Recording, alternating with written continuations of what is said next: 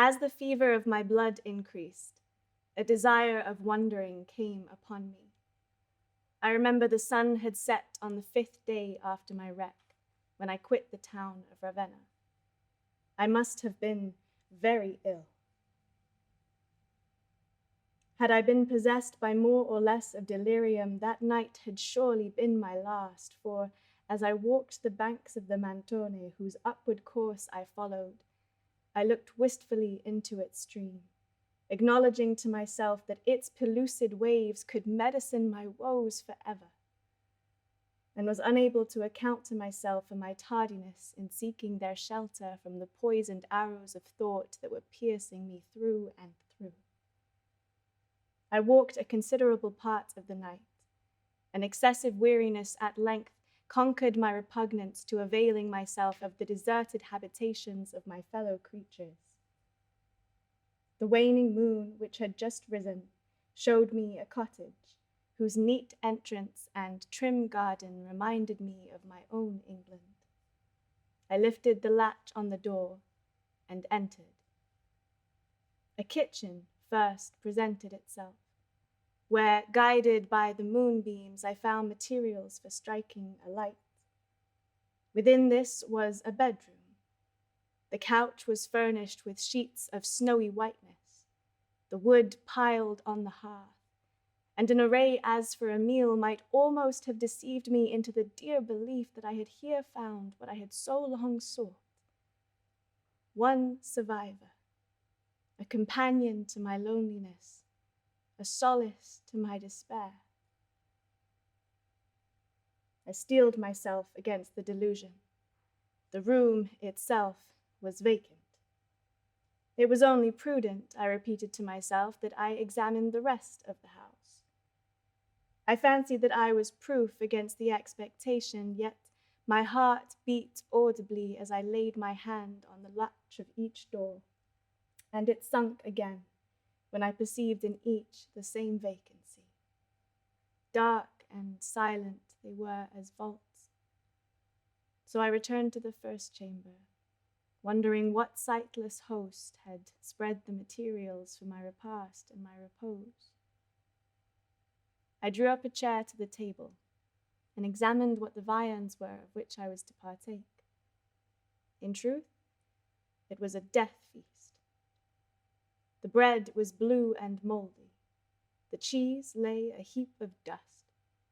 I did not dare examine the other dishes.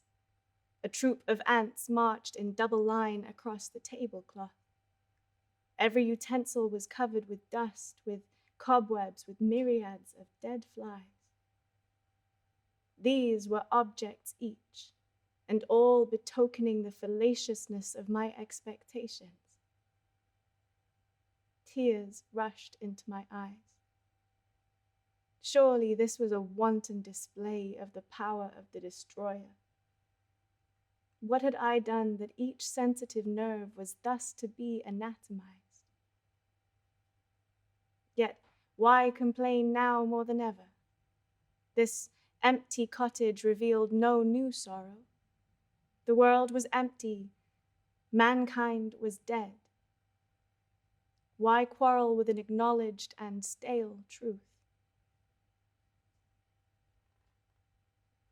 Yet, as I said, I had hoped in the very heart of despair, so that each new impression of the hard-cut reality on my soul brought with it a fresh pang, telling me the yet unstudied lesson that neither change of place nor time could bring alleviation to my misery, but that as I now was, I must continue, day after day, month after month, year after year, while I yet lived.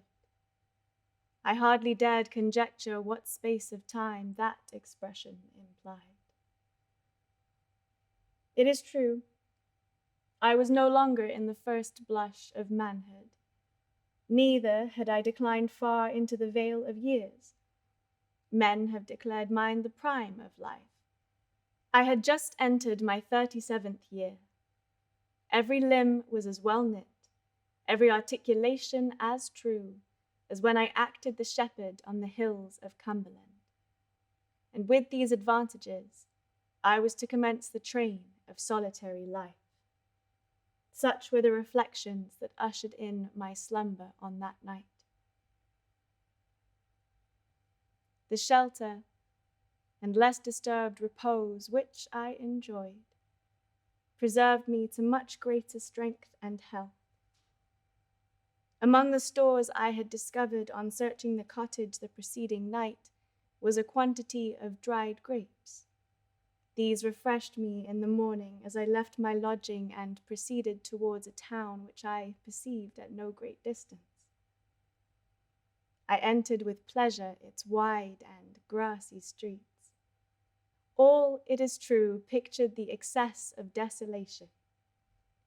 Yet I loved to find myself in those spots which had been the abode of my fellow creatures.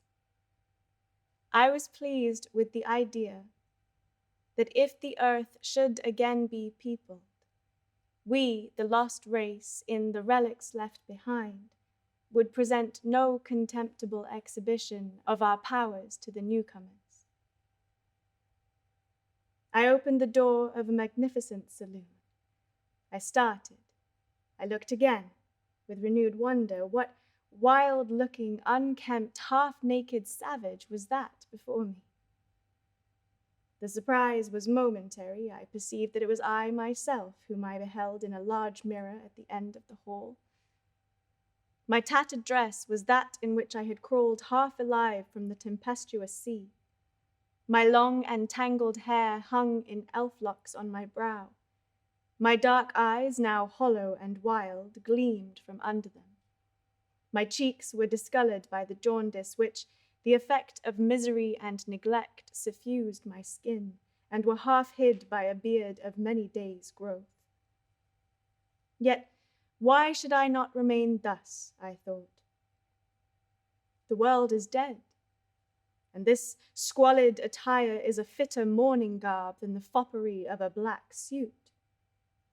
And thus, methinks, I should have remained, had not hope, without which I do not believe any man could exist, whispered to me that, in such a plight, I should be an object of fear and aversion to the being preserved I knew not where, but I fondly trusted at length to be found by me. Will my readers scorn the vanity that made me attire myself with some care for the sake of that visionary being? Or will they forgive the freaks of a half-crazed imagination? I can easily forgive myself, for hope, however vague, was so dear to me, and a sentiment of pleasure of so rare occurrence that I yielded myself readily to any idea that cherished the one or promised any recurrence of the former to my sorrowing heart.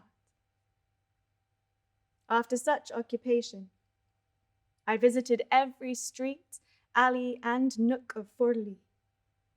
These Italian towns presented an appearance of still greater desolation than those of England or France. Plague had appeared here earlier. It had finished its course much sooner than with us. Probably the last summer had found no human being alive in all the tract included between the shores of Calabria and the northern Alps. My search was utterly in vain.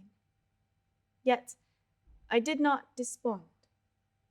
Reason, methought, was on my side, and the chances were by no means contemptible that there should exist in some part of Italy a survivor like myself of a wasted, depopulate land. As therefore I rambled through the empty town, I formed my plan for future operations. I would continue to journey on towards Rome. After I should have satisfied myself by a narrow search that I left behind no human being in the towns through which I passed, I would write up in a conspicuous part of each, with white paint, in 3 languages, that Verney, the last of the race of Englishmen, had taken up his abode in Rome.